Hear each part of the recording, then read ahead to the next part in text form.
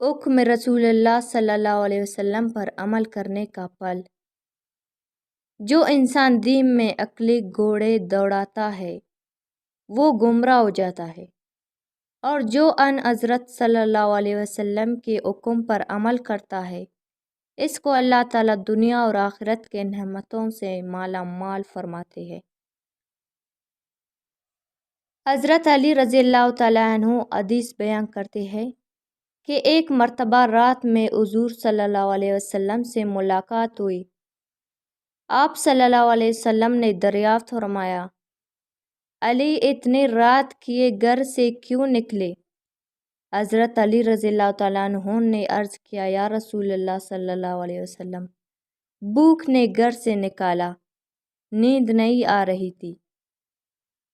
کچھ دور آگے بڑھے تو دیکھا کہ کچھ صحابہ بھی بیٹھے ہیں۔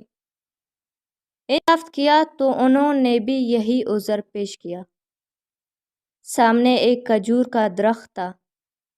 سردی کا موسم تھا، حالانکہ سردی کے موسم میں کھجور نہیں ہوتی۔ آپ صلی اللہ علیہ وسلم نے حضرت علی رضی اللہ تعالیٰ عنہ سے فرمایا، اے علی، اس درخت سے کہو کہ اللہ کا رسول کہتا ہے کہ ہمیں کھجور کھلاؤ۔ حضرت علی رضی اللہ تعالیٰ عنہ نے درخت کے قریب گئے اور فرمایا، اے درخت، اللہ کا رسول کہتا ہے کہ ہمیں کھجور کھلاؤ۔